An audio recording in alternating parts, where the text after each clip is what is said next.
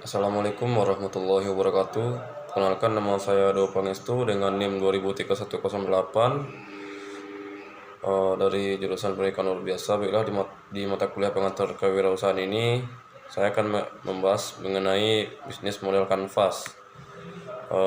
Yaitu menurut Hangers William and Hangots menyatakan bahwa yang disebut sebagai bisnis model merupakan metode yang digunakan oleh sebuah lembaga ataupun perusahaan dalam rangka menghasilkan suatu produk di lingkungan bisnis, di mana perusahaan atau lembaga itu beroperasi.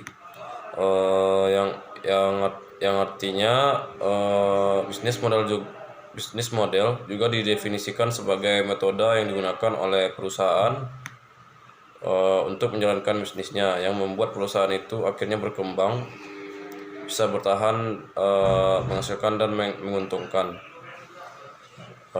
Proses penciptaan nilai bisnis model secara umum didefinisikan sebagai sebuah gambaran yang rasional terkait dengan usaha dari organisasi ataupun perusahaan dalam menciptakan suatu produk. Menurut C.D. Welder mendefinisikan bahwa bisnis model sekurang-kurangnya memiliki 9 dimensi. Selanjutnya itu konsep tentang bisnis modal. Yang pertama adalah bahwa bisnis modal selalu terhubung dengan pendapatan atau revenue, biasanya atau cost dan laba atau profit sebagai hasil implementasi strategi bisnis.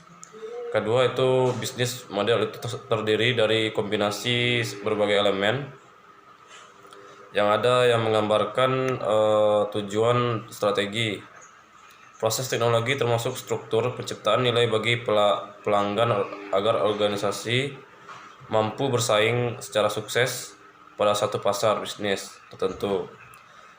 Dan yang ketiga, konsep dari bisnis model itu adalah dia merupakan suatu prototipe dari kesatuan proses dan perilaku bisnis organisasi atau perusahaan yang merupakan satu strategi bisnis atau kajian bisnis.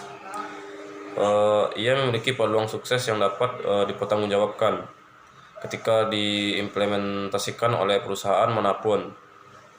Yang keempat itu bisnis model merupakan cara organik organisasi atau perusahaan dalam merencanakan untuk menghasilkan keuntungan berupa materi atau uang dalam jangka panjang. Dan yang terakhir yaitu konsepnya adalah bisnis model itu menggambarkan bagaimana bisnis diimplementasikan atau dilaksanakan dan cara organisasi atau perusahaan untuk menghasilkan uang dan keuntungan. Ada beberapa hal yang harus diperhatikan dalam model bisnis, yaitu hal yang terkait dalam komponen-komponen model bisnis. Adanya uji konsistensi antar komponen. Penggunaan model bisnis dan model bisnis itu dapat dikeluarkan di dalam rangka menunjukkan beberapa radix. Halnya satu perubahan dilakukan dan termasuk konsekuensi yang akan diterima. 9 elemen yang terdapat dalam bisnis model kanvas adalah sebagai berikut. Pertama, segmentasi konsumen atau dalam kurung customer segment merupakan kelompok orang atau organisasi yang berbeda yang menjadi target atau memang sengaja ditargetkan oleh lembaga atau perusahaan untuk dilayani karena dianggap menguntungkan. Ini merupakan elemen pertama atau elemen paling dasar yang harus dimiliki oleh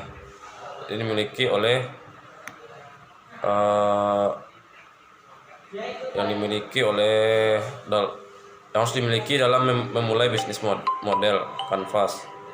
Ini karena akan menentukan segmen pelanggan yang akan menjadi target dari bisnis yang akan dilaksanakan. Yang kedua itu value proposition atau proposisi nilai konsumen yang merupakan penyataan dari keunikan produk atau jasa yang disajikan oleh perusahaan atau lembaga. Dan yang ketiga adalah channel atau saluran yang merupakan bagaimana kita mengomunikasikan kita sebagai perusahaan atau organisasi, bagaimana mengantarkan berinteraksi dengan konsumen dengan konsep customer segment dan menyampaikan value proposition kepada konsumen. Yang keempat itu adalah sumber pendapatan yang merupakan bagian yang paling vital karena sebuah organisasi atau lembaga yang bertindak sebagai pelaku bisnis yang memperoleh pendapatan dari pelanggan, berarti keuntungan atau materi atau uang merupakan elemen yang harus dikelola sedemikian rupa semaksimal mungkin untuk meningkatkan pendapatan dan keuntungan bisnis. Elemen yang kelima adalah sumber daya, baik sumber daya manusia atau sumber daya alam. Elemen selanjutnya adalah hubungan dengan konsumen yang merupakan jenis relasi yang ditentukan oleh perusahaan ataupun lembaga dengan segmen pelanggan yang lebih spesifik untuk meningkatkan penjualan. Selanjutnya yang ketujuh adalah aktivitas yang dijalankan merupakan cara perusahaan menghasilkan dan menyampaikan proporsi nilainya pada konsumen dengan cara terjamin kelangsungannya untuk lebih mudah melakukan pengolahan dan dapat dilakukan replikasi.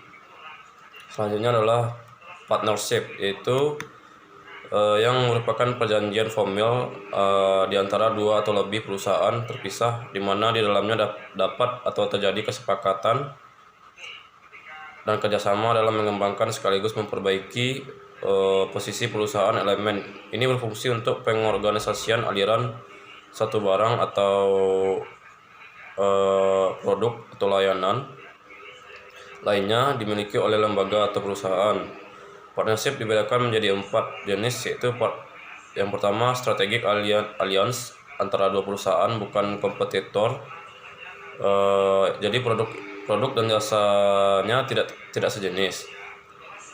Mereka berkesinambungan melakukan kerjasama. Yang kedua itu cooperation strategic partnership antara kompetitor, sehingga Anda bisa melakukan partnership dengan perusahaan lain yang sejenis.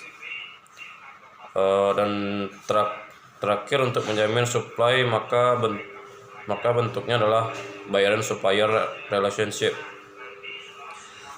Dan elemen yang terakhir adalah struktur biaya atau cost structure dalam kurung, merupakan sebuah biaya yang muncul untuk mengoperasikan bisnis.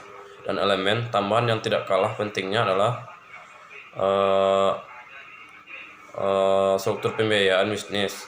Hal ini memang perlu fokus dan perhatian yang cukup tajam bagi pebisnis. Baiklah, itu yang dapat saya sampaikan. Assalamualaikum warahmatullahi wabarakatuh.